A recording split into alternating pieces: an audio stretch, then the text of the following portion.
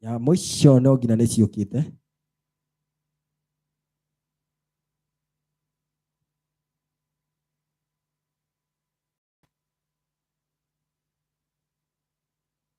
Yes, andũ mabatie gũkorwo magĩũka na mũndũ agĩkinyia haha ihenya nĩgetha tũkorwo na kĩndũ gĩgwĩtwo discussion service center. Rĩu ũndũ ũrĩa mũkũrinũ ũtarĩ ũreka nĩ atĩrĩrĩ, ndũrĩ ũra confirm nĩ maragĩtũigua wega hau mĩtambo-inĩ na nĩ ũkũnjĩrĩte na nĩ ũkwenda gũkorwo ũkĩaria na hinya mũno tondũ ndona maikio yaku ta ĩrarekia. Mũranjigua wega kũkũ Inooro? Rĩu hau ndona nĩ tũrakũigua wega biũ ona ndũratinĩka ona hanini. Yes sir. Maũndũ maya mendaga mũndũ agakorwo ebangĩte. Rĩu ta rĩu thaa ici ngĩũka haha nĩ ndacemania na mũndũ Bwana Chiwa. Na Bwana Chiwa akorwo akiuga ndagĩkinya gũkũ gwĩgeithie mũno makĩria. Nĩ ũru mũno atĩ gũkorwo atĩ no ũkorwo wĩna show ta ĩno andũ namenyithie Bwana Chiwa, na no akĩmenya Bwana Chiwa agĩkorwo mũndũ ũmwe wa bata mũno harĩ KATWITWI TV citũ na nĩ tũiguaga twĩkena mũno. Rĩu nĩ ũndũ ũcio nĩ tũkwenda kũmũcokeria ngatho mũno Bwana Chiwa nĩ ũndũ wa gũkoragwo hamwe na KATWITWI TV fraternity ni kana family kana ni atĩa Bwana KATWITWI? Yes, nashukuru sana Bwana Idono. Tumekuwa tukitafuta sana Bwana Idono na tunakushukuru kwa muda wako. Naona hapa watu wameanza kucomment pale. Yes, kwa comment section. Yes. Na moja kwa moja tutakuwa tukiingia kwa topic yetu. Yes. Na leo Mr. Idono. Yes sir. Kuna swala linaitwa swala kuu. Swala kuu ama swala nyeti. Yes. Na ni challenge kidogo imekuwa pale, imekuwa challenge kidogo pale. Tunaona ya kwamba Mr. Idono, yes, boy child ama mwanaume amekuwa neglected. Amekuwa neglected, ameachiliwa sana, yes, kwa sababu ukichunguza ama uangalie maneno kwa undani, mwanaume ameweza kuachiliwa sana. Mwanaume ni mtu ameweza kuwa neglected kwa muda mrefu. Yes. Na Mr. Idono, nataka uende hata kama kwa mawazo yako uingie pale jela. Ni nani wengi kati ya wanaume na wanawake? Ni wanaume. Hospitali? Ni wanaume. Kwa ba? Ni wanaume. Watumizi wa madawa za kulevya? Ni wanaume. Sasa nataka hiyo ikuwe topic, na ikuwe topic kali. Nimekuita hapa kama guest ama mtafiti ili utuelezee kwa maoni yako. Yes. Kwa nini unafikiria, ni kwa nini haya huwa yanafanyika? Yes. Ule kuna kitu ambacho ningependa kukwambia na ni kitu ambacho it is nature. Mwanaume ndio mtu ambaye huwa anafanya kitu inaitwa kazi sana. Sasa tukizungumzia maneno ya magonjwa, definitely mwanaume kama akiwa kazini lazima atapatana na mambo ambayo ni mengi kabisa. Na maondo maya some of these things comes as from the environment. Maybe the place the man is working from is infested with some viruses. Kama ni magonjwa, for example, naongelea sasa hawa wa hosi. Umesema hosi ndio wengi sana. Wanaume ni wengi sana kwa hosi kwa sababu kama ni magonjwa kama shukari huwa yanakuja kwa sababu mtu ako na stress. Si stress, yani huwa yanaathiri mtu sana kimawazo. Kama hauko sawa kimawazo. So mwanaume definitely. Na pia hiyo inatuletea topic nyingine bado, hata si topic, inaendelea kutuambia pia, unaona pale kwa rehabilitation center. Yes. Pale kuna kuanga na shida ya watu wako na shida ya mawazo. Yes. Pia huko wanaume ni wengi sana. Sasa wewe kama mtafiti, tuambie ni kwa nini wanaume ni wengi pale? Definitely. Na hii kitu inazunguka the same place. Because the man is the one who mingles a lot with people. It means that the man will be in a very toxic relationship with people. Definitely will have a toxic relationship. Will have stress because of kukaa na watu wengi. Sasa mwanaume kwa nini asikonjeke mawazo, asiwe na shida ya kiakili after amesongomaniwa na mawazo zaidi? Imani niki?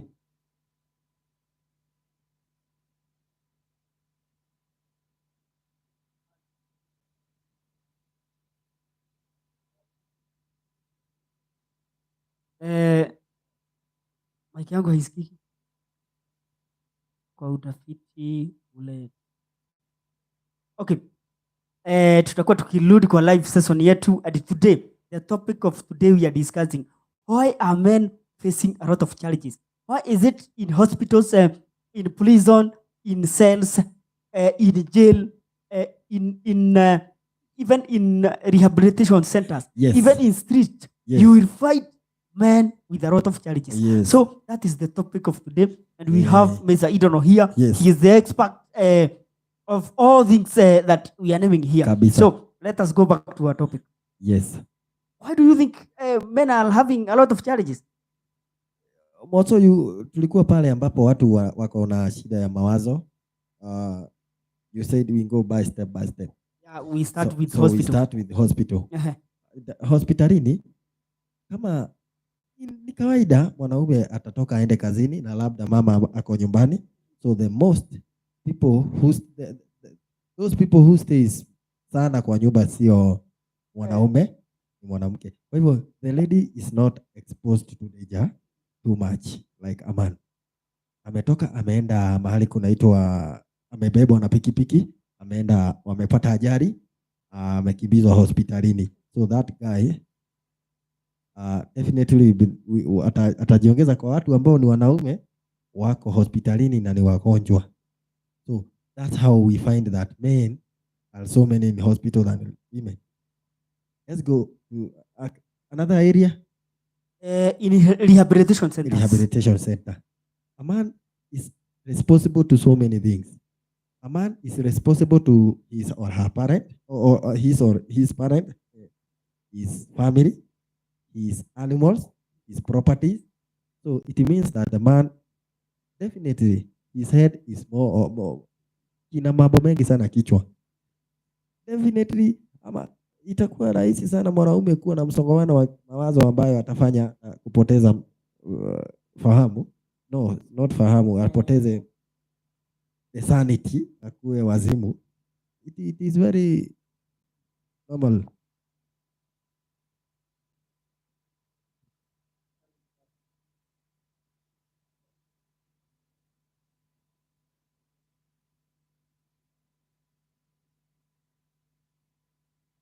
So yes. Let us continue.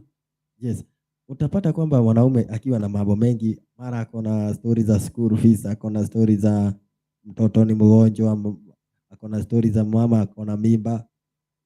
Those things zikikuja sana na uongeze shida zingine, mwanaume hawezi. Kuna watu, okay, not everybody, watu wengi hawawezi stiri those kind of pressure. So definitely they will go in. Okay. Umesema ya kwamba mwanaume huyo stili, baadhi yao hawawezi stili hiyo mawazo. Nataka nikurudishe nyuma pale kidogo. Yes. Wakati wa enzi ya wazazi wetu, yes, ulikuwa unapata ya kwamba wanaume, wazazi wetu walikuwa na kazi mingi sana. Yes. They had a lot of responsibilities. Yes. They had a lot of kids. Yes. Yet they were able to cope up with the situation. What is making the men of today not able to cope with the situation? I correct you. They did have so many responsibilities as today. They didn't. Why would you say that? Because what responsibilities are you talking about? Yeah. For instance, in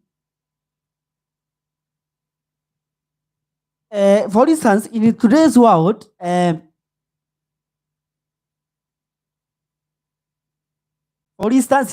world, you're finding that during those days,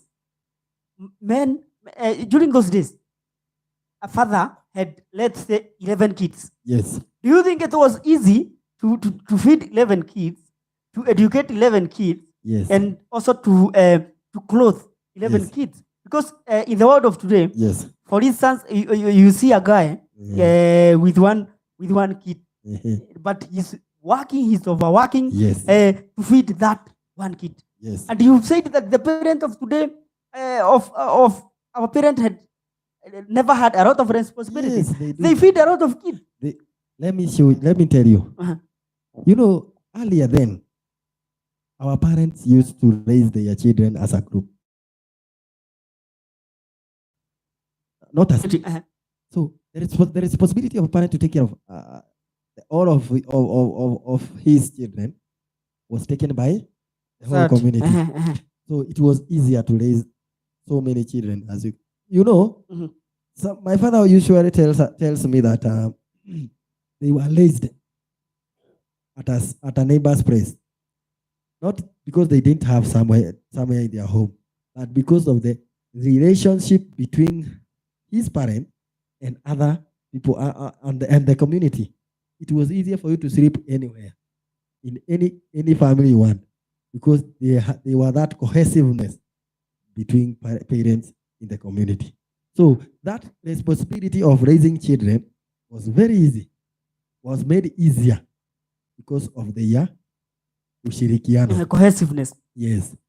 So when you say parents of today, parents of today, saa hii mtoto, wacha nikwambie, let me tell you, hata uachilie mtoto wako aende wapi, nobody cares. Nobody cares. The only person who cares is the government. The government may follow up to know if your son or a daughter is learning. Is she going to school? Is he going to school? But another parent like you, yani the community doesn't care. You see, you have one kid, but you have to go to work to feed that one kid now. But earlier, they had shambas which they used to cultivate, and they had animals. Having those two, it covered everything. But nowadays, if you are in town, for example, where are you going to cultivate? Where are you going to take care of cows? It means that you are going to have a very difficult time searching for money and food to raise your family. That's the relationship between the ancient time and today. The place where we are earning where we are earning money, or where we are getting food. It is very different. It is very different. Yes.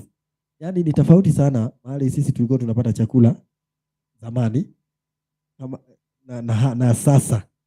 Unaona? Kama mwana saa hii lazima ufanye kazi, lazima ulime ndio upate chakula. The easiest way was to cultivate. But nowadays, because we are in town, there's no numbers to cultivate in town. Lazima uende ufanye kazi. And it doesn't matter which kind of a job.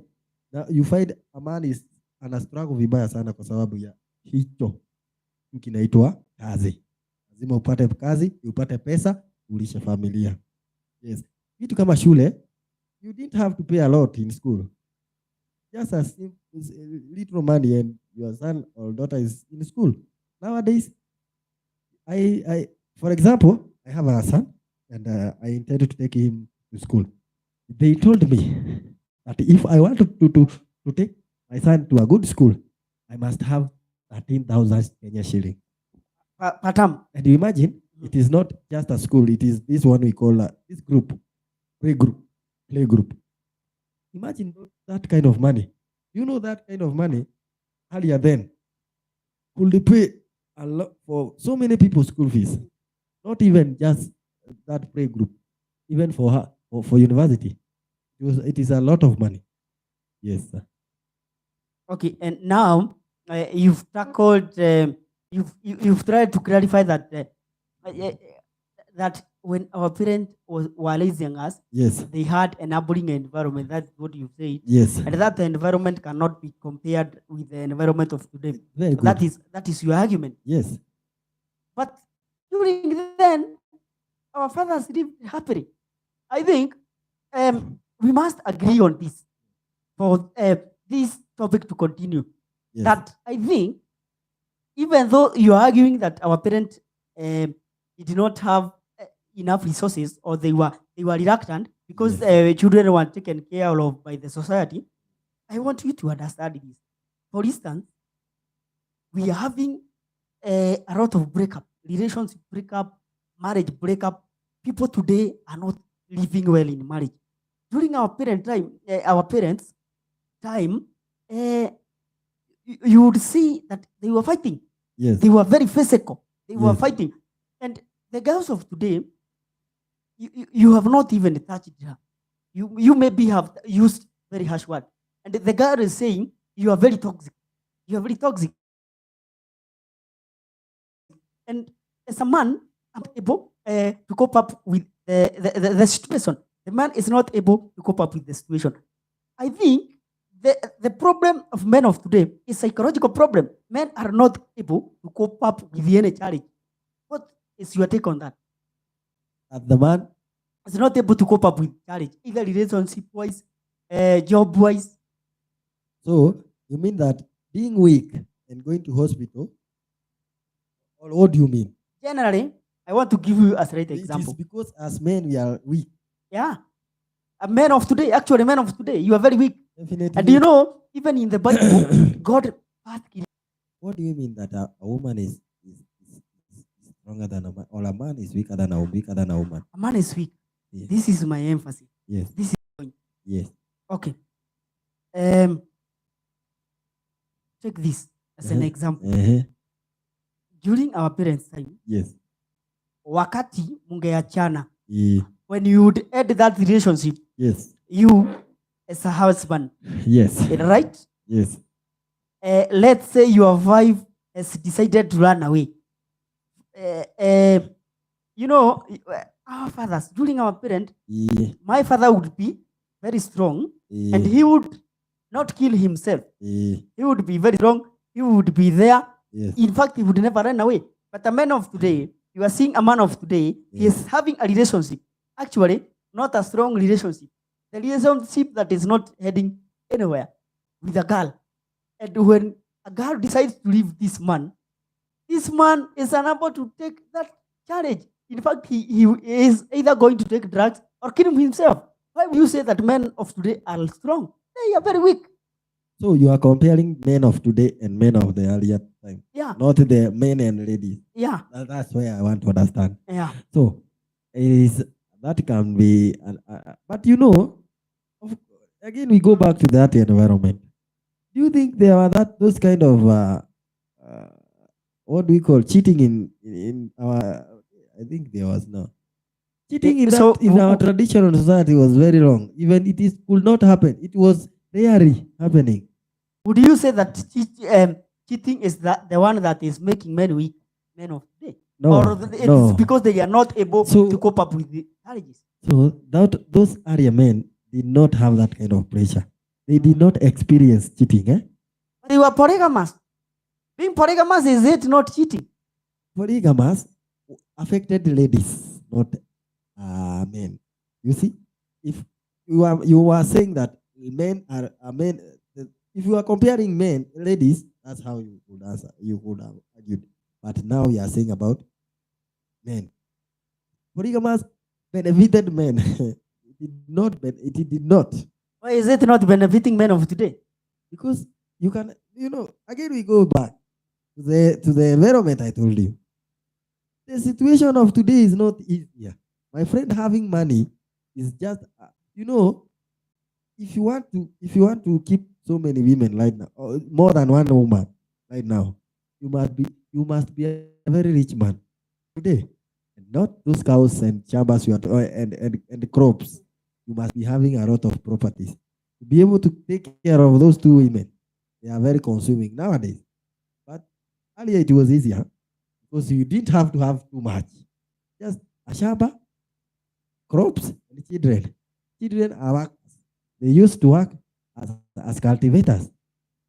So you see how I'm trying to tell you that the pressure was not higher than of today. If you could use your children as cultivators in the shamba, you didn't have to have workers. You see? So nowadays, you take your child into a shamba, the government will eat you, will swallow you. So you will have to go, cash your balance, take them to the shamba, you have to pay them. Did you have earlier in those days you didn't have to pay your children? They are eating at your home, they argued. So you see now. So that is where the challenge is. Yes. Okay. I now want your take on this. Why are we having a lot of men in prison and Definitely, the environment again. You can't say that a woman will stay at home and fight with anybody. Our man will go out there, work for somebody. That somebody will fight you. You will confront that man, that somebody. You fight. Maybe you kill her. You go to jail. Another situation. Yeah, a man must provide to his family. So he will have to go and do anything possible to put something on his family's table. You see? So even if it is to steal, a man will go and steal. So it means he will go definitely to jail. And that's how we are finding that men are so many in those doors. okay? Would you say that responsibilities are the one that are making men to be criminal or men to be in jail? Because is this about morals or is this about responsibilities? For instance, when today you walk in prisons of today and in jails of today, a lot of men have been taken advantage of by women. That is my take. And you're finding that environment cases are the one that are making those men to be in jail and in prison. Yet you have said it's about responsibilities. My argument is about morals. Men of today do not have morals. You know, when it comes to morals, I may agree with you. Because you see, earlier then, we didn't have social media. And this is where all the pressure is coming from. This is where they are learning that you should be having this one and this one. That's why they are learning that they cannot live without sex. That's how they are going to those young uh, ladies, because they even don't have the capacity to go to those elderly women. You see? So I think the moral values here applies because of those social media influences and pressure. That I agree with you. Yes. And also, you know, when we were growing and when our parents were growing, Yes. we used to see young men in church.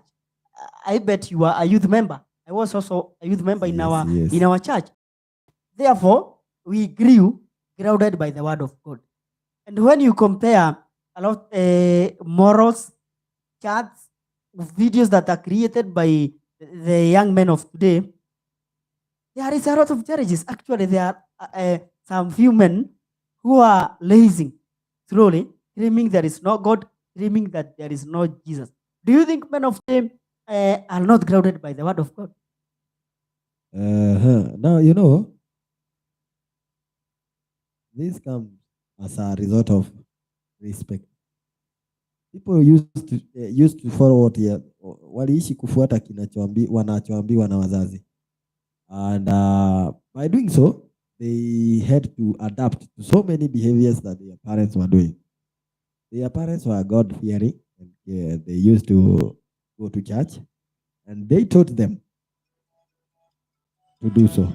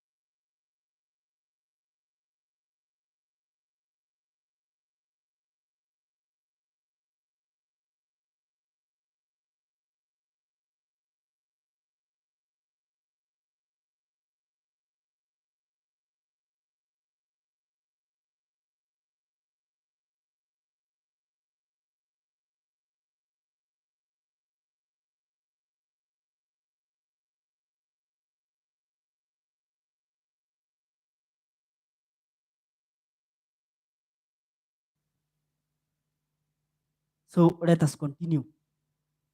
What were you saying? Yes. We were saying that the young men during then had a lot of respect to their parents. Yes.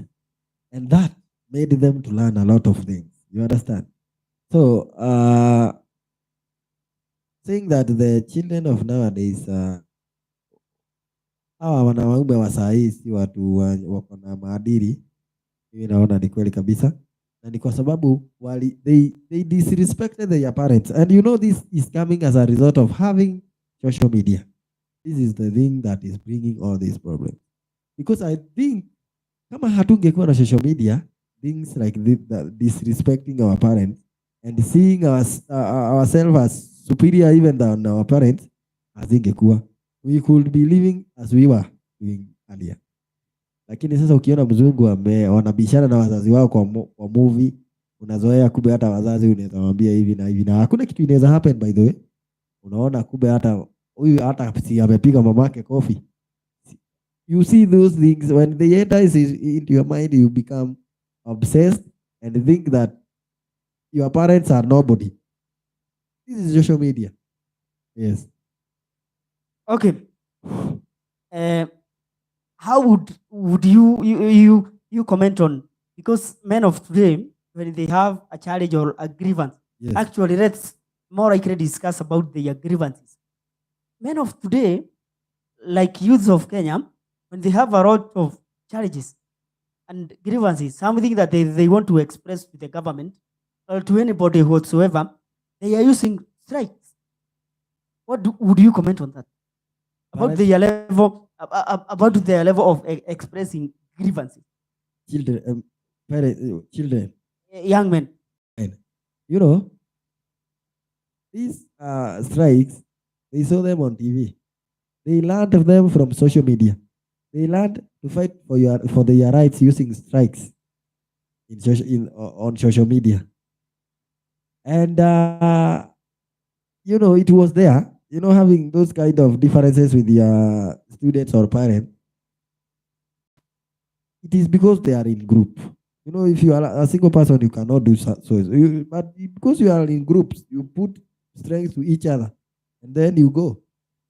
It is easier when you are in group. And I think this also happened. It was happening earlier because, you know, kama ingekuwa ina happen, lazima wangekuwa wanakutana.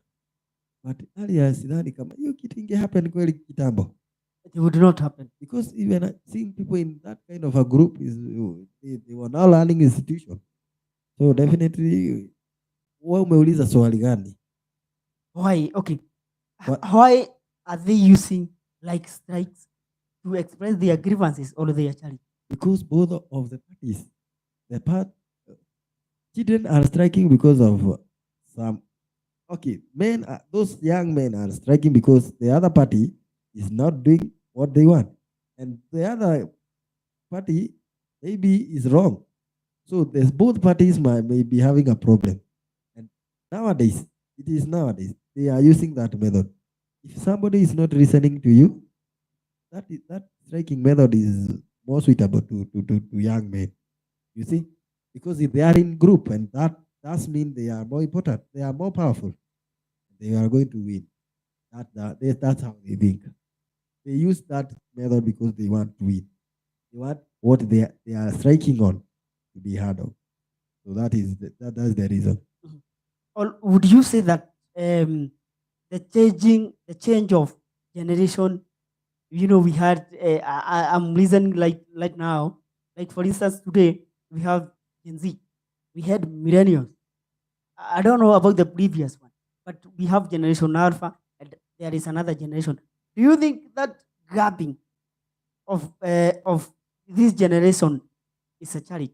Because during then there were several ways of expressing your grievances to the elderly, to the government. There were ways, but today, if a young person wants something, he needed to be listened. If it's today, it's today. In a group, not as a single person. And these groups are brought by education. I think running institutions are the one that brought this method of grieving. And I think it is normal. They learned them through going to school.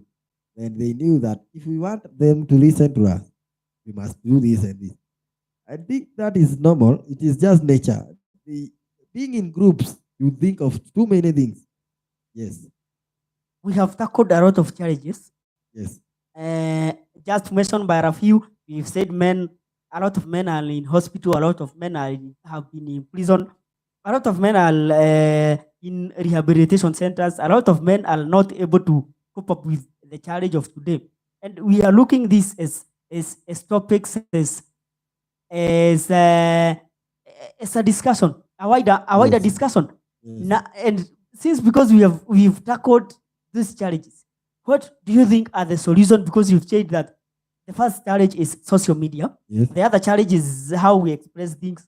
The other challenge you've said is morals. We have a problem with morals. Yes. How do we cope up with these challenges? Or what will you do? You know, you must learn. We must go to, if you have something, you forgot the other challenge, that is, you have challenges like Depression and depression. stress. You know, when you have depression, for example, you must be counseled. You must have somebody to advise you on what to do and how to handle the situation. If you can't by yourself, you know, some people can handle depression by themselves and they come out of it. When it comes to stress, stress is the same as depression. We come to moral values. This is just our parents. Our parents should take this responsibility to make sure that their children are raised in a better way with good morals. Because when a man is grown, I don't think you can teach him how to. You can't teach moral values to a grown man. If he did not get the morals while young, then in my native language we say mote oko jago wemonini. Yes, it means that a young tree is trimmed while young. It is shaped. It is shaped. How you want it to stay, to grow, you shape it like that. So it means we must teach our children good moral values as they grow to avoid this current situation we are having nowadays. Another thing you said is, what was it? We have tackled moral support. We've tackled, okay, how do you want young men to express their grievance? Because we do not want to see them on strike. For now, I don't think I can advise to that. Because if they are telling with other, you know, when it comes to strikes, there must be something else that had happened. You can't just wake up and go to strike. There are other ways of expressing themselves, but they were not, that means they took another step of striking. I think that I cannot control. And if I try, now I can just advise one thing. If you want to go to strike and you are against most of the government, you should be very careful. And if it is possible, just leave the strike. Don't go. Because if you are going to be shot and die. For striker, if you are going to be shot on the leg. Yeah, yes. They shoot on the leg. That I don't think you should go. If you just leave the strike. Maybe those who will go may win. You may be victorious as well. But I don't advise you to go to strikes. What would you say about the education system? Because you have also touched the education system. You are saying that the education system somehow is destroying our young men. You know, when you are educated, there are some things that you must learn. There are some things that you learn that helps you to know more things. For example, when you know English, when you know how to read in English, you are going to watch so many videos that are immoral, some are moral. But immoral values, now this is where we are. You are going to get those immoral values from what you learn helped you to learn more things. Not taught by your teacher, but you are teaching them yourself. That's how now education is bringing up immorality. Men. Yes. What about the internet? Internet as well. It is education also. When you go No, not also not internet, but because of social media. Is it not internet? It's part of internet. How immoral values are coming through education, through social media. You go to social media and so many things that are very much immoral. Watching pornography, how to trick people. You learn them from social media. That's how immoral values are brought out by social media. Yes. We've tackled about the responsibilities. How would you advise men of today Yes. to take their responsibilities? Also, how would that is one. Secondly, how would you advise the men of today to tackle their marriage or relationship? If something is not going, you let it stop and you go to another thing. If the relationship you're having is toxic and maybe it is affecting you in any way, and you cannot be able to change the situation, then leave the marriage, leave the relationship, and go to another relationship. By doing so, maybe you are going to save yourself from maybe stress and depression and go in a good way. Another thing is, what did you ask? I asked about responsibilities.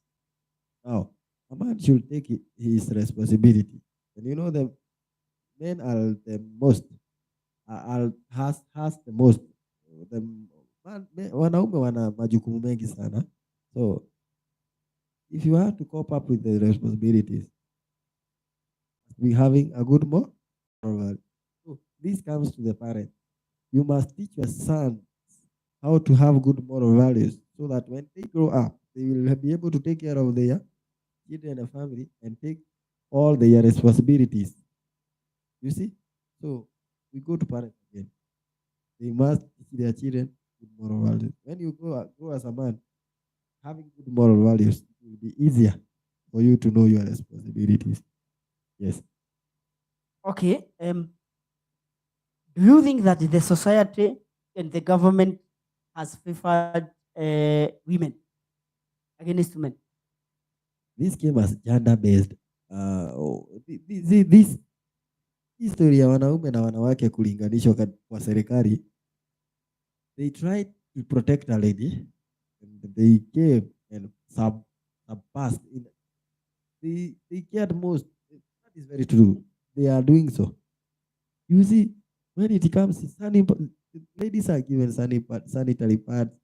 They are being taken care of, protected. When you go to court, they are protected. Yes. When you go to jails, they are protected. They forgot. The constitution is protecting women. Yes. What do you think the government should do, or the society should do? The society was very beautiful earlier then. Well, the man had all the powers against the woman, and they lived well. A woman is not somebody you should be given what do we call powers. Yes, against a man, because when you ukipea mwanamke atatukalia. That's what they are doing nowadays. Wanaume wanatuziwa mpaka ihee huko. They are even beaten. Na wanasiasa wanawake. Did you see that woman from Nakuru abusing somebody uncircumcised? Yes, I saw. Yeah, that is because of protecting women more than men, and that is not right. What should we do?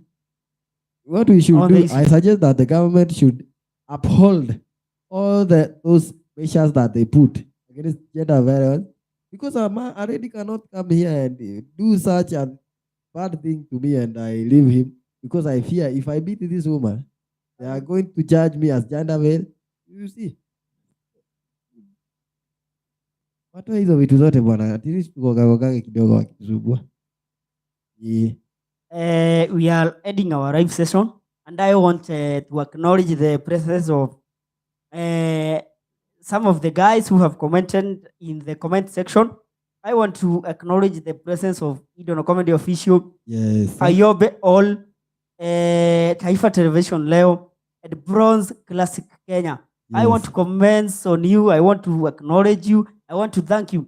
Thank you very much for attending this live session. Yes. I know there are other people who attended our live session, yes, and they never communicated. Yes. But we saw your places. We saw high number of people. We acknowledge you. We thank you. And we are saying, yeah, kindly subscribe to this channel. It's called KATWITWI TV Official. We'll be having wider discussion, wider topics. Also, remember to comment. If there is any topic that you would want us to tackle, write your comment there. We'll tackle that topic. Yes. Also, like, share. We'll be having a live videos. We'll be having live topics daily, on daily basis. I think I'm your host, KATWITWI. I'm Fiber KATWITWI, anointed Fiber KATWITWI, the host of KATWITWI TV Official. I want to give you this opportunity. If you have a channel, if you have something that you do on social media, you can advertise your channel on this platform. Right, asante sana. Now my name is DJ. My name is Indono, and that is Indono Comedy official YouTube, TikTok Indono Comedy, Twitter, and any other platform that is of social media. My name is Indono. Now I thank you so much, my friend, because of inviting me to your channel, to your live section, to discuss about our men and how they are performing, how they are doing, and grateful to be here. Thank you very much. Thank you very much, our viewers. Thank you. Thank you. Yes.